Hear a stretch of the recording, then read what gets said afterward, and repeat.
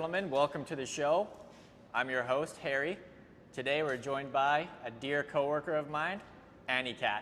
Anikat, thanks for coming on. Thank you. Thank you for coming on. It's amazing. Now, for the viewers who don't know, you're here at Honda as a apprentice, right? Apprentice. Level 3 apprentice. Level 3? Okay. And how long you been here?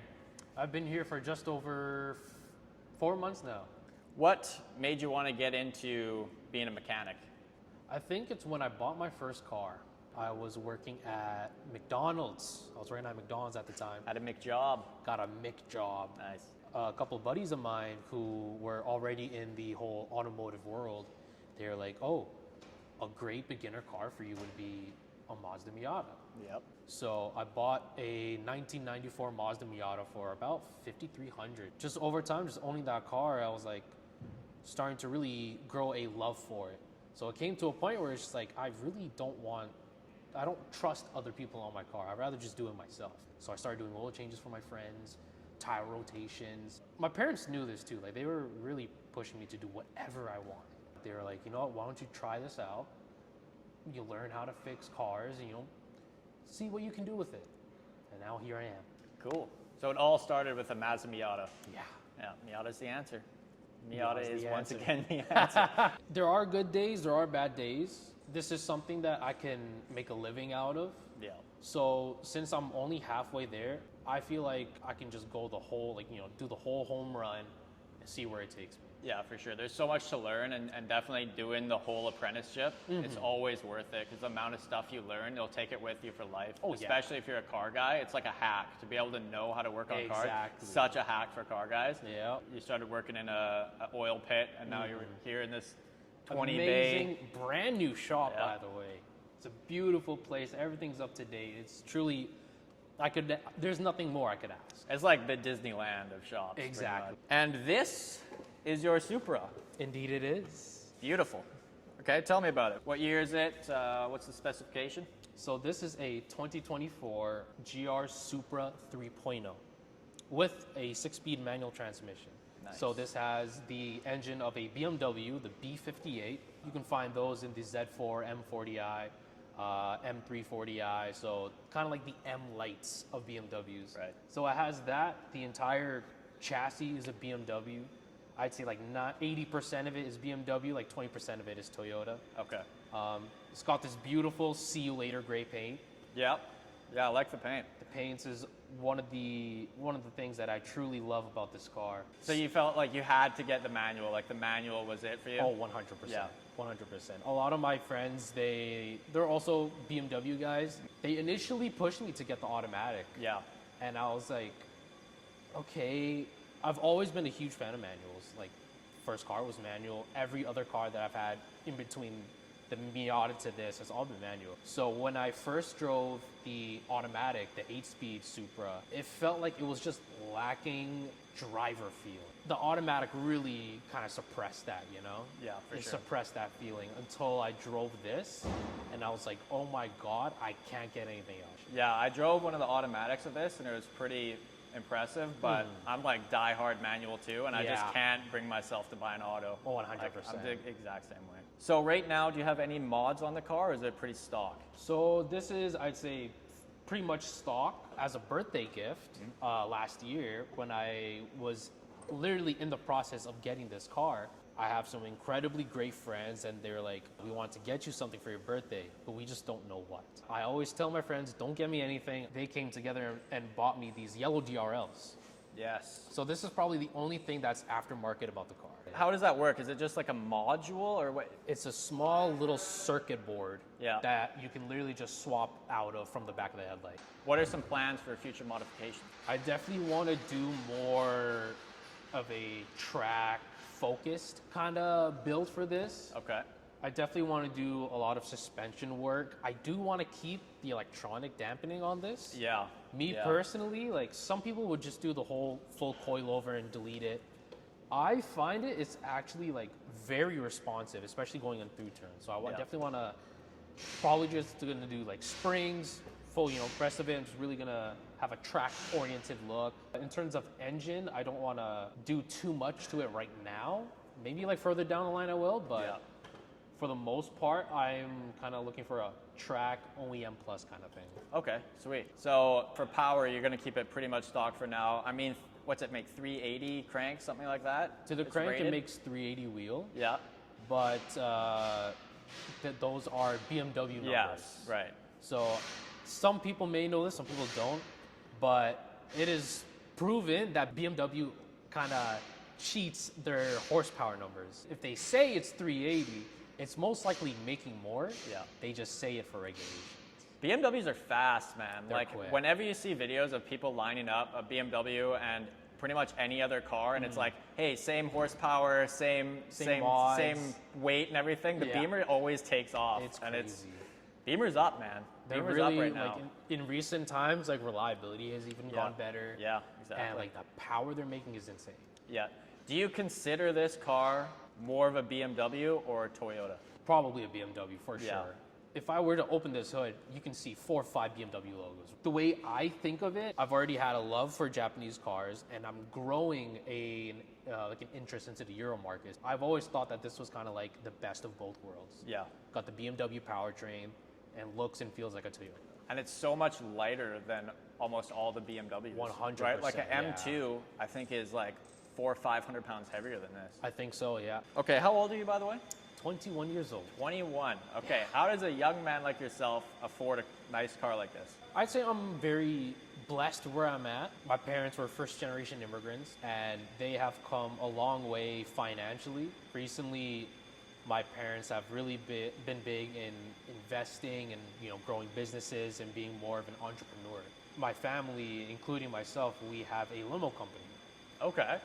So we run a limousine company for the Lower Mainland. And with the help of the company being able to get me the loan, I'm still able to make the payments on these, but also have money for gas, insurance. I definitely do get help from my brother as well. Yeah, okay. So we kind of just split the payments in half, simply because he also wants to enjoy the car. Yeah. And he's really big into cars, just like I am. So we were like, you know what? I need a new car. How about we just get a Supra? Fuck it. That's awesome, man. That like brotherly bond, Yeah. working together on the cars. And hey, man, a little help from the family, nothing wrong with that. Oh, 100%. Nothing wrong with that, yeah. Some people will say, oh, you got help with this, you got help with that, but it's like, look, if the help was available to you, you'd take it too. 100%, yeah. When I was younger, I used to live in a house. Okay? I can't afford that on my own, but Exactly. with the help of my parents, I lived in a house, So Exactly, it's like, yeah. ain't nothing wrong with that. I feel like there's a very big difference between people that show off money that they really don't have and people that are more humble about it and more honest about it. Mm-hmm. And I feel like I fall in that category. I have seen a lot of people, a lot of guys that are like close to my age. This is a true story. It used to be a friend of mine. He bought a 370Z Nismo. Okay. And at the time, I also had a 370, but it wasn't a Nismo. It was a trim down. His parents bought him that car. I bought my own car. But the kind of person that he was very different from me, simply because that he acted all high and mighty, like, oh, I'm so cool, I got so much money, this and that. Really like a braggadocious kind of guy. Next thing you know it, we're going up Sea to Sky Highway and he totals the fucking car. Damn. A couple of weeks go by, his parents buy him a brand new Corvette. That's irresponsible on not only the kid, but also the parents. Exactly. That's pretty much the kind of situations where you can really see the major differences between people that take advantage of their money and people that are humble with their money. When you were shopping around for this, were you looking at any other cars? The first car I was looking at was a F87 M2. Okay. So there was one in white, it was a manual.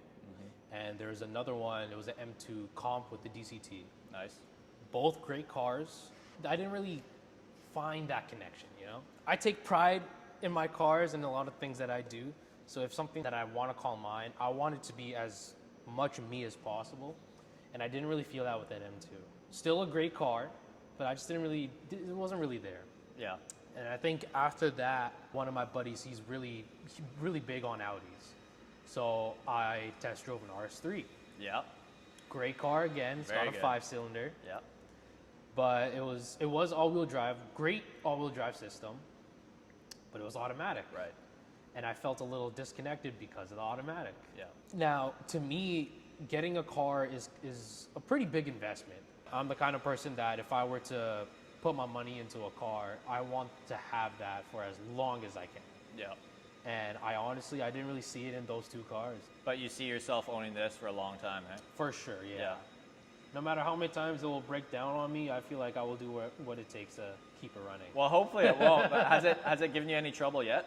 So far, 0. It's at 9,000. I just hit 9,000 kilometers. Nice. It's already got its first service done. I still have 2 free services to go. Yep. And so far, it's been nothing but great.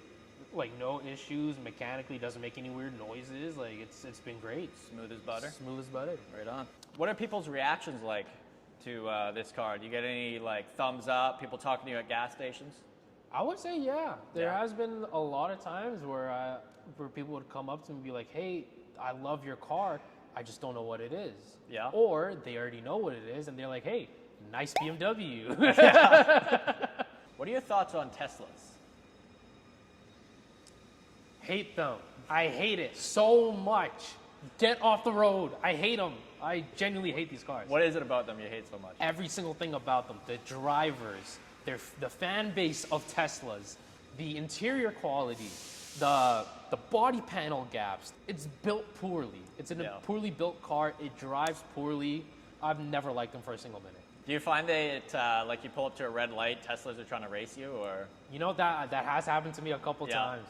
I was on my way home to live in Surrey, and I was at this intersection. I forgot which one it was, but it was a white Model 3. Yeah, I've seen a few of those. There's a fuck ton of Model 3s. And so we were coming up on the intersection. I see this guy just creeping, and then he rolls his window down. He's like, yo, you trying to race, bro?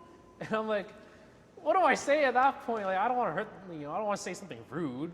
But at the same time, like, I really don't want to race a Tesla because we all know how EVs are. They're quick off the line. Yeah, it's kind of like no matter what a Tesla's racing, the non-Tesla is like the A side of that race. That's like the interesting side. Yep. The idea of watching 2 Teslas race each other is like the most boring. I wouldn't even look. I wouldn't. I don't think I've ever wanted to watch a Tesla race.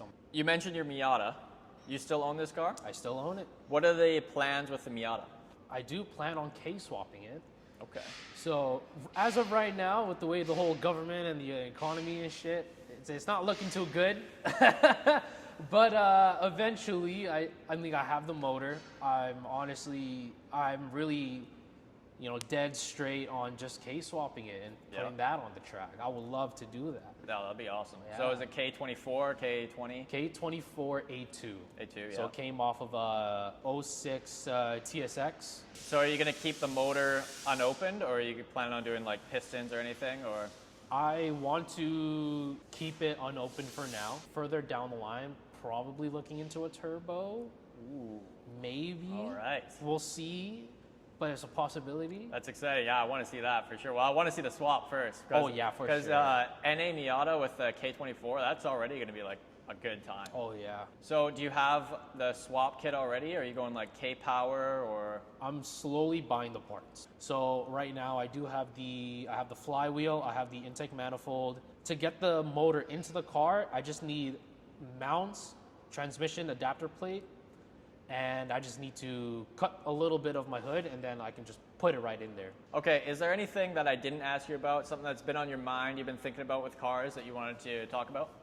I want to know your thoughts on the push for EVs. I want to know your thoughts, because I gave my opinion for just Teslas, but I want your overall opinion about the industry as a whole trying to push for EVs. I think that they pushed a little too far and a little too hard, and they ended up getting a lot of backlash. Oh yeah, for sure. But I think that it is going to happen. And I think that all the cars are going to become EV. One of the main reasons why is for autonomous driving. And basically you're not going to have a car to drive anymore. And the reason behind that is it's going to save accidents, things like that. People aren't going to, pass away on the roads anymore, which as much as like I love this stuff, the world of people who really love cars is a lot smaller than it seems to us. Most people honestly don't really care about this stuff. 100%. And they'd rather be able to get to where they want to go without driving, without getting hit, and things like that. I think that inevitably internal combustion engine cars will completely go away. And so we're at a time right now where we got to enjoy it while it lasts. But I think it is inevitable. As far as driving electric cars, I think they're okay. I get a little bit of enjoyment from them. I think that they're definitely lacking in soul. 100%.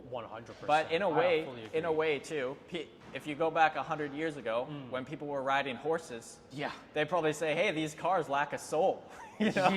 And that changed from like riding your horse with your buddies, racing your horses, you know, having that bond with your horse, and then moving towards cars was probably a really big change that a lot of people didn't want to go to. Yeah.